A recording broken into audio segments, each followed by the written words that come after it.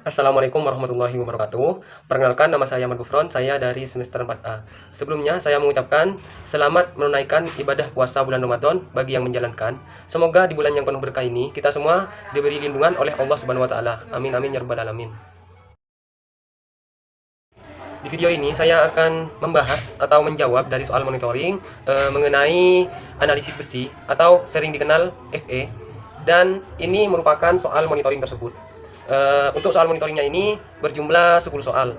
Baiklah, saya akan menjawab untuk soal yang pertama.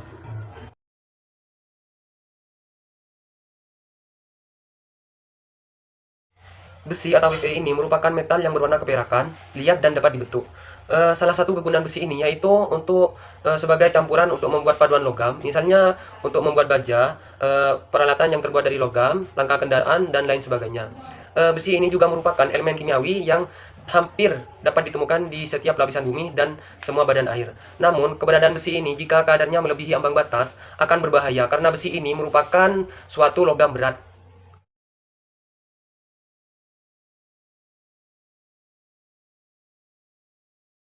Untuk bahaya Fe atau besi jika kadarnya melebihi ambang batas dapat menimbulkan bau, rasa, dan menyebabkan air berwarna kuning, sehingga jika dibuat untuk mencuci pakaian akan menimbulkan noda pada pakaian tersebut. Dan apabila dikonsumsi dalam dosis besar akan merusak dinding usus sehingga bisa berakibat kematian.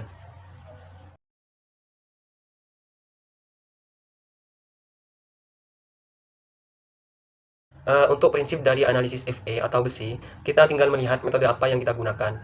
Karena dalam penentuan besi ini secara analisa kualitatif dapat dilakukan dengan alat yang namanya spektrofotometer. Namun, penentuan secara umum diurai menjadi tiga, yaitu menggunakan metode tiosianat, metode ortopenantrolin, dan metode tionglycoat. Namun, di sini saya menggunakan metode tiosianat. Pada metode ini besi diubah menjadi besi 3 menggunakan kalium permanganat dan penambahan tiosianat sehingga menjadi warna merah, dan nantinya diukur menggunakan spektrofotometer pada panjang gelombang 480 nanometer.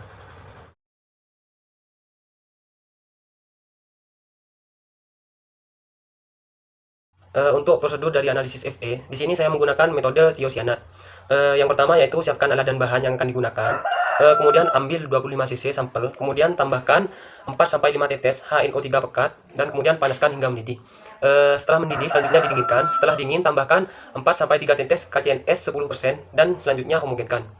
Kemudian tambahkan Aquades sebanyak 25 ml pada Erlenmeyer yang lain, dan tambahkan 3-4 tetes HNO3 pekat, kemudian panaskan kembali sampai mendidih dan didinginkan. Setelah dingin, kemudian tambahkan 3-4 tetes KCNS 10% dan homogenkan.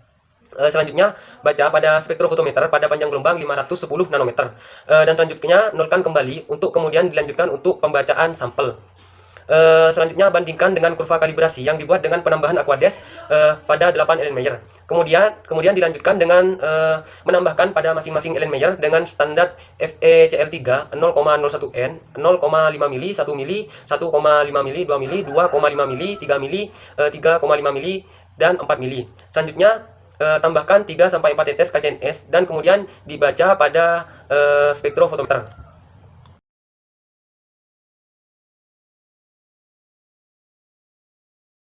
Untuk pembuatan larutan induk ini yaitu dengan menimbang 1,404 gram Fe4 kali H6 2O, lalu masukkan ke dalam labu ukur 1000 ml dan kemudian dietkan atau ditambahkan dengan Aquades sampai tanda batas, kemudian dihomogenkan.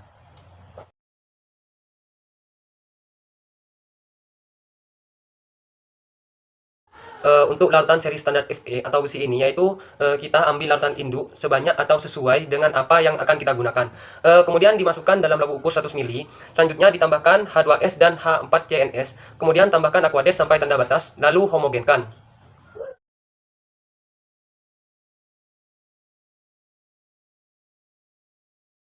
Untuk pembuatan kurva kalibrasi Fe atau besi ini, yang pertama yaitu kita membuat larutan induk, selanjutnya membuat larutan seri standar, kemudian diukur absorbansinya.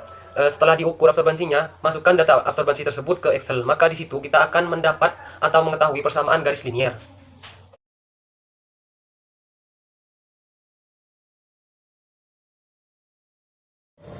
Untuk perhitungan kadar Fe pada sampel air ini, kita menggunakan rumus Y sama dengan AX tambah B.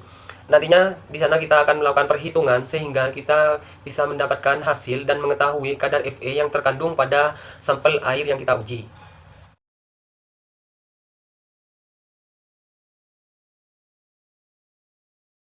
Untuk batas maksimum kadar Fe dalam sampel air menurut Permenkes nomor 32 tahun 2017 yaitu tidak boleh melebihi 1 mg per liter.